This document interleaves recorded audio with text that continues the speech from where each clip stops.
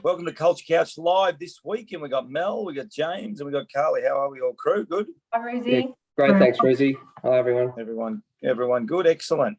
I'm going to dip straight into the question today because we've been doing this for a while now, Carly, haven't we? I don't think we've actually had this question. We found it quite interesting. So this is from Mary, who's a senior executive at a big company. I won't mention the company's name, but she mentioned the question was, are leaders born or made? Now, we've probably dissected in some way, shape or form through our Culture Coach Live, but I thought, we all thought it was a pretty fascinating conversation. So who wants to open the batting? Speaking of batting, James, you're a cricketer. What about you? What are your first reaction for that sort of question? Well, I suppose from my corporate experience, I've seen a lot of leaders achieve leadership because of their capability, their technical capability or their business acumen. Doesn't always make for a great leader. In fact, I read a great article just the other day in the Financial Review about Ross McEwen, who's the current leader of NAB, and the observation was made he's probably the best leader that the bank's had for 20 years. Now, in that 20 years, I was there that time, and I'd have to agree. I don't know Ross, but I'm seeing differences the way he approaches things, and he led through the crisis of the pandemic. But sometimes you just get the wrong leader. That there'll be other leadership capabilities in the executive group, but it's not always falling to that person to lead the organisation. It does have an impact on culture. There's no doubt about it. The smartest person in the room isn't always the right choice. So I think it's a good point, because I guess that fundamentally the question comes back to what is leadership, doesn't it? Because I think there's probably a misconception around leadership, and there's clearly a technical component, and a large technical component, Carly. But when I guess you're now teaching culture and leadership, when you look back on your journey, were you a born leader, or do you think you were shaped by the experiences and leaders you had and liked and didn't like? For me personally, I think it's a little bit of both, because as I was going through school and what I would do and how it would work, I was always choosing things that were leadership focused or business focused or kind of management focused. So I feel like I always was heading in that direction. Whether I was any good at it or not back then, I have no idea. But when I used to be in some of those more, as you're working through the business, you would always see your leaders and you would think, they're not good. They're not that good at that, but, they're good at building relationships, or they're good at execution, or they're good at something else. And you would almost excuse the fact that they weren't necessarily great at everything. And I remember thinking when I was younger, you can't be great at everything. So if they're good at this and this, well, then maybe that's just why their leadership skills perhaps aren't that good. But I think that's fascinating now in the role that we're in, because leadership and culture is all about behaviour, and you can absolutely change behaviour, but you have to be aware of it, you have to know about it, and you have to want to change it. And that's what's so good about it, is that the people who are happy to step into that space of vulnerability and step into that space of acknowledgement are the ones who can absolutely be the great leaders. Yeah, and Mel, for you, I haven't been in your business. I've got a lot of friends that have been in that business that you in your life prior to this. That advertising, high pressure, salesy, flamboyant, all that sort of stuff. And I won't mention the guys' names that I know, but they actually had a footy background. A few of the guys that I sort of knew in that industry. But what's your take on it? Because it is a real high pressure industry of results. And so what's your take on that sort of theory? Born or sort of learned skill? I need to opt for both. Because I think Carly actually touched on a really crucial part of leadership, and that is that she mentioned watching leaders over her time, and she watched their behaviours and then was able to reflect on her own leadership as well. So yes, advertising has all sorts of leadership styles. It is very high pressured, so there is that tendency toward extroverts. However, it's not necessarily a skill that everybody needs to have. So extroversion can be something that makes a good leader, but equally introverts can make fabulous leaders. Yeah. So there is, I think, there's an expectation of a certain behaviour from a leader, but I've been lucky enough to see across not just across work, across my academic life, across even from primary school, I saw excellent leaders who, because of who they were, and it was, to be honest, the common thread for me was integrity and their values and knowing who they were. So they had a true north, and for me, leadership that's a huge quality for leaders. That is something that is within people. But you can learn a lot of other skills around leadership, absolutely, if you can observe others and understand yourself. I think that's a good point. I think the character plays a huge part, doesn't it? James, you and me are the same vintage. I suppose we've probably gone through this transformation of leaders, really, where potentially, and I don't know, and I'm thinking off the top of my head, to be perfectly frank, potentially the leaders I first had with coaches were probably more natural leaders, David Parkin, Robert Walls, because of what they did on the field and stuff like that. But I think there's a transition a bit more to what Mel and Carly are saying. It's definitely a combination. It might even gone further the other way, that it's actually now more of a learned skill than it is.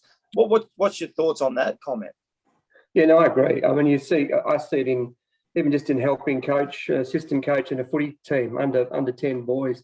There's no bluff and bluster anymore. It's the way that you lead into that cohort is quiet, and it's nurturing, and it's care.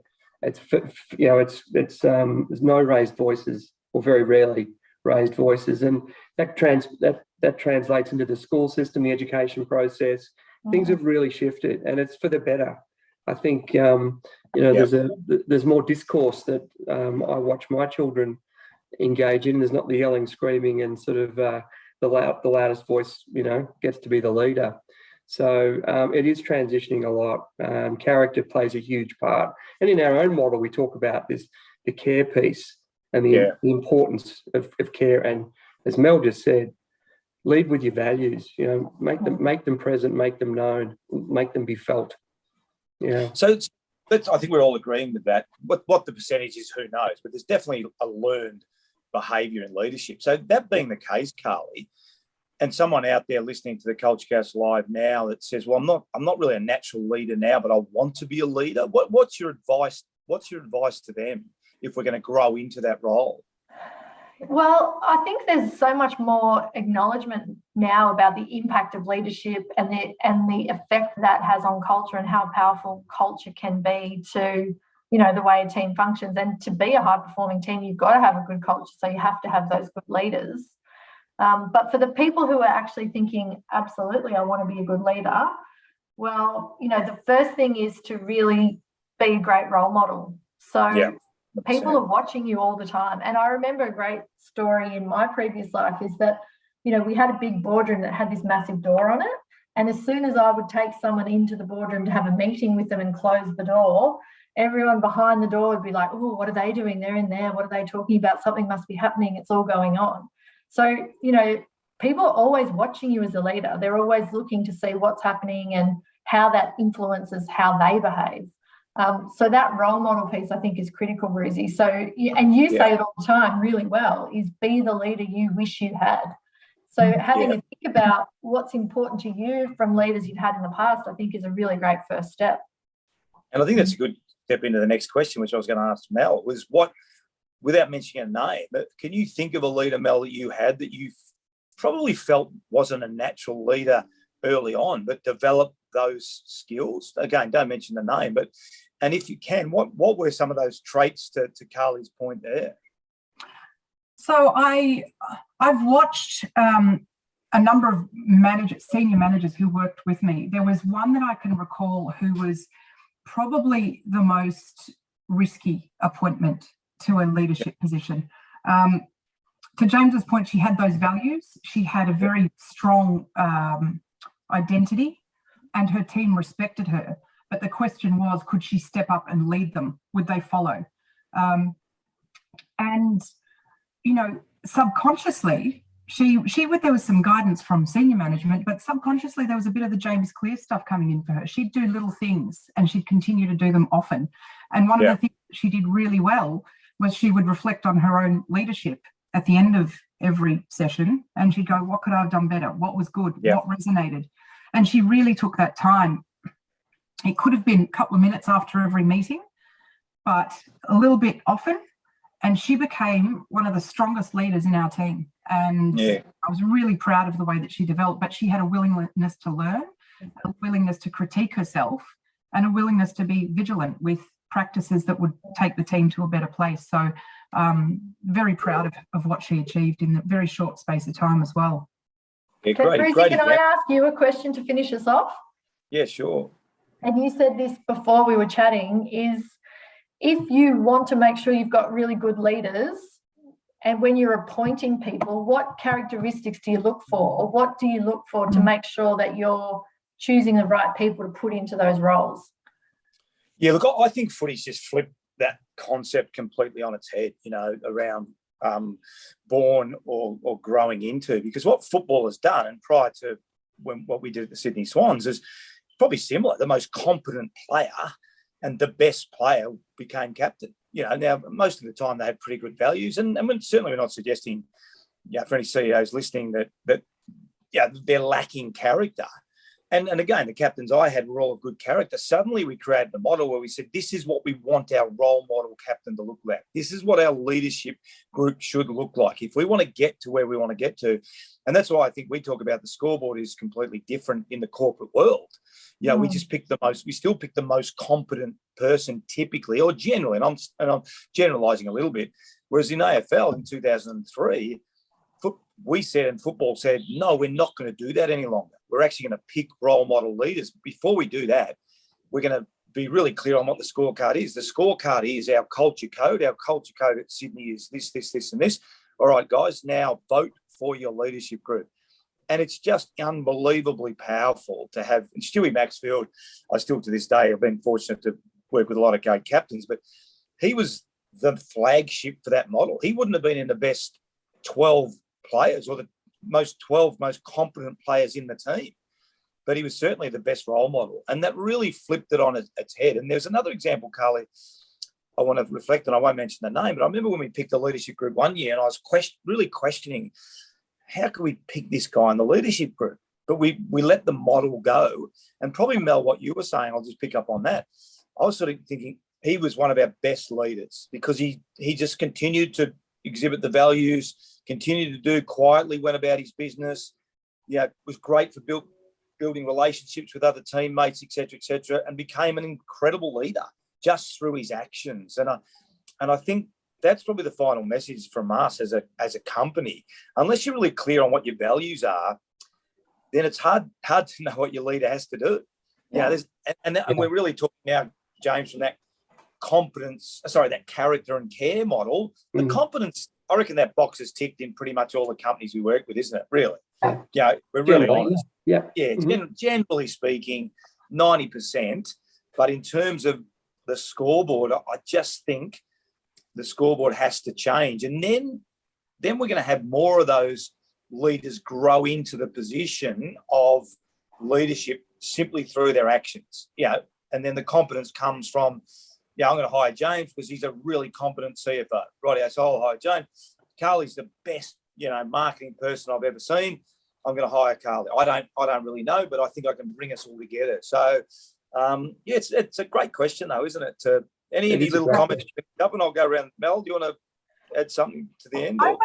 When we were talking about discussing this particular topic, I think it's a very, it's one that every leader asks themselves. So I hope that this is something that potential leaders watch, because to know that you can improve on the way you lead is a very important thing in itself. And everybody can get better with the reflection and, continued better performance. Yep. Carly? For me, a really key leadership trait is delivering on your word. And I would just ask everyone to have a think about, as you're in your leadership model, are you delivering on your word, and what does that look like? Yeah, great point. James? Yeah, look, I think what you touched on something just before, Paul, that was really important. I think that the culture code, the strength of the culture code allows you to look at leadership with the end in mind. You can actually cast yourself forward to where do we want this to land? And I think that's a really important reflection point I'm going to take out of this one today. Yeah. Yeah, it's interesting. Just following up from that, James. Let's say your values are honest, supportive, and innovative, and you got a guy that lies all the time because that's the way he leads. It's pretty hard to be an honest company, isn't it? Or or supportive and doesn't really take his people out for coffee and doesn't check in. How are you, Mel? How was the weekend? You're not going to be supportive. No. So that's where I think the scoreboard needs to change potentially, and certainly in AFL footy, you look at I can speak to Stewie, but Nick Maxwell, really good example at Collingwood. Tom Harley, we know Tom Harley worked a lot with Gerard and Geelong. Cameron Ling, they're all really good examples in AFL footy now of potentially players that wouldn't be in the top 10 in their particular teams, but are exceptional role model leaders. So, great question. Really good conversation, gang, and I'm sure everyone really enjoyed it. So thanks, Mel. Thanks, Carly. Thanks, James. See you next time. Okay, we'll see you next time on the Culture Couch Live.